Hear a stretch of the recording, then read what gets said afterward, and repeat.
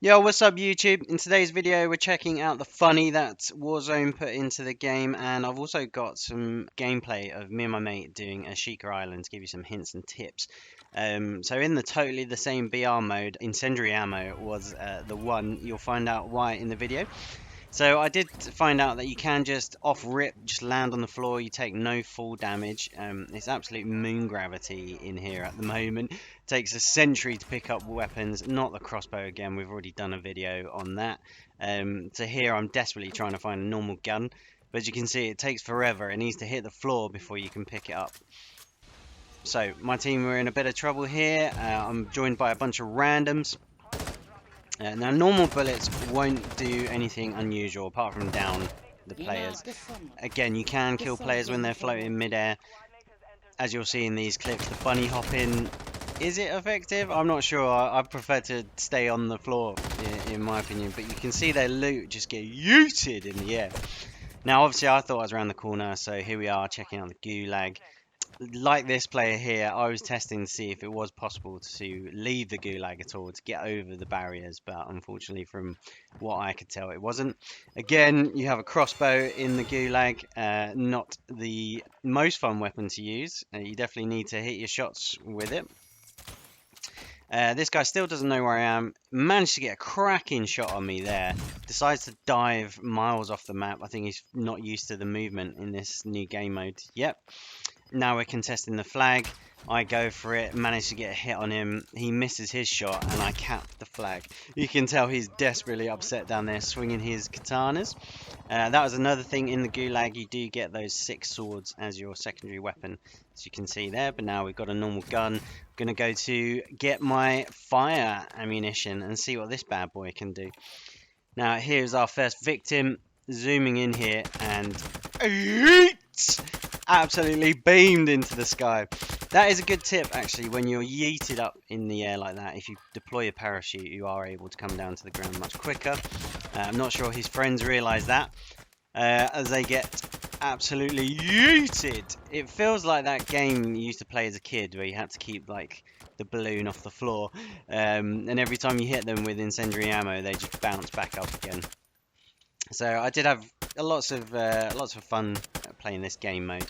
As you can see, it's just ridiculous watching them bounce miles up in the air. It is quite hard actually to finish off the kills, I found, because you're not using high velocity. Your bullets don't travel as quickly, so you do have to lead your shots a little bit. This poor guy was going for the buy station, absolutely yeeted again.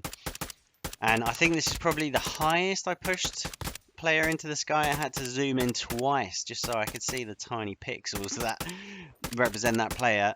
Knocked again. I mean, see you later, kid. It'll take you about half an hour to land. Somehow my teammate gets the kill there.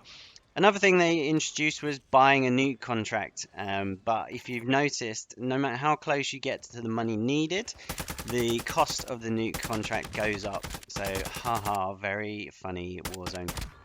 I thought that was a neat little addition to the game there. The rest of the clips are just me just yeeting players into the sky. I really enjoyed that.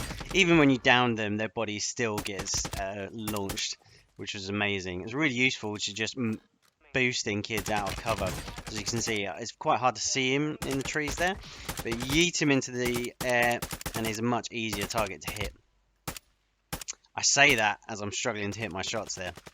Ridiculous game mode.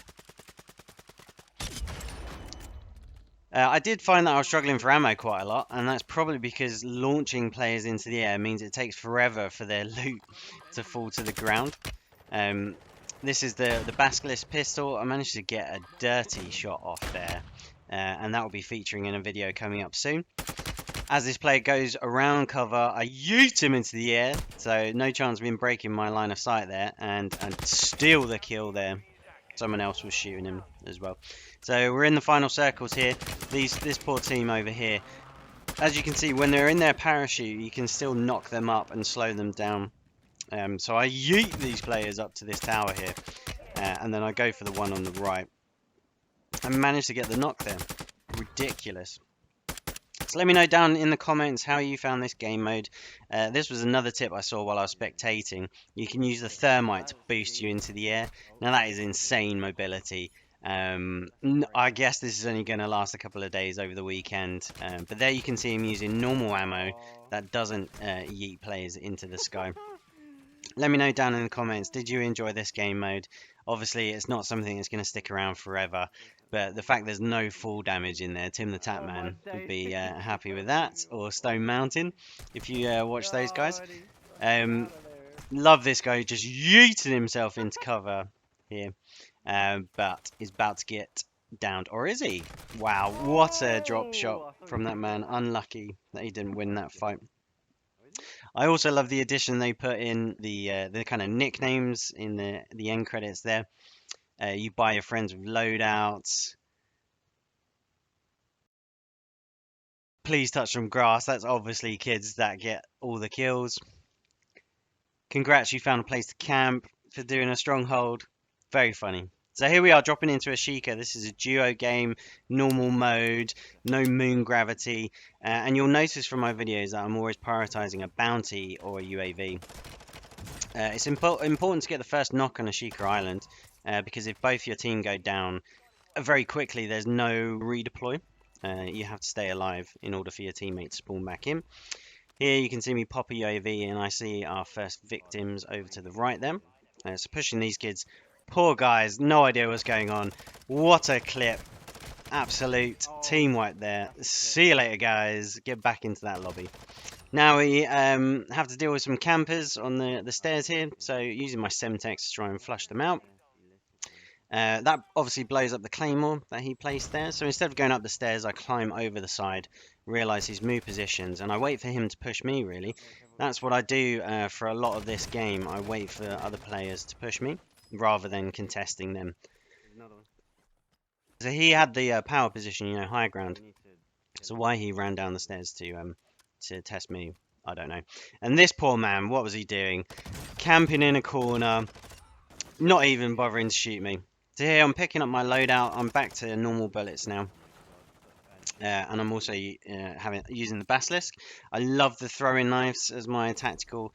It's just a super cool way of finishing enemies that are downed, and you'll probably see it featured a lot more in my videos moving forward. Here is where I'm moaning about the mid game. So even on Ashika Island, it does slow down quite a lot. We're already well near the final circles, so we're waiting for players to push to us. There's no need for us to run around pushing other teams, because you're more likely to get killed there. Final circles are really good for picking up kills as well, so don't feel like you're just camping. You're basically holding an area, which is another way of saying you're camping. But if you want wins, that's what you have to do. If you can't beat them, join them. So here I'm keeping an eye on players' rotations to see where they're going. I'm trying, I yeet this launcher over to a bunch of kids sniping us from across there. Don't get a hit, so clearly it didn't work. Here someone throws a snapshot grenade, so I'm waiting for him to push up the stairs. Again, I'm not going to do what that other kid did. I'm not going to push down towards him. He has to come to me. I'm in a great position here on the very edge of circle, and I have a ladder there where I can access high ground. So this is by far the best position on the map. It's the most elevation. Once the circle closes in, I can keep an eye on where players are rotating. I get an insane pick here. I can't even see until I zoom in. But when I'm playing Warzone, I'm sat quite close to my monitor. Managed to down these kids on the edge of circle.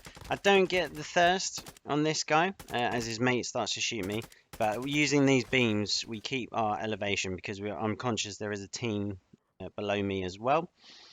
So here I'm just riding out the circle using any audio from people coughing in the gas to work out where players are as well. Luckily the beams stretch all the way into zone. I'm comfortable in a good position, and that was the guy I downed earlier dying in the gas. So here I'm just scouting the area looking for enemy movement. I can see this guy running right on the edge of circle there. Managed to break his armor. Breaking armor helps to deplete players' plates, and then it will make an easier fight later on. So here I see an enemy player.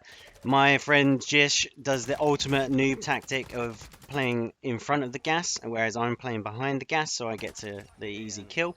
And this was ridiculous. The only bit of cover I had was that pillar there, and I still get the pick. Oh, get f***ed! I have to yeet myself into zone to survive them. So now obviously I'm prioritizing plating, using the cover on my left of that wall. If I was to play this game again, I probably would have jumped over the wall. I get the down in the water there, and then it's a 1v1, I believe, but unfortunately the guy sees me first and he gets the down. But there we go, guys. I hope you enjoyed that gameplay. It was really fun. Obviously, I was carrying my friend Jish there, but I hope you found something useful from that video. So please do like, consider subscribing, and I'll see you in the next video.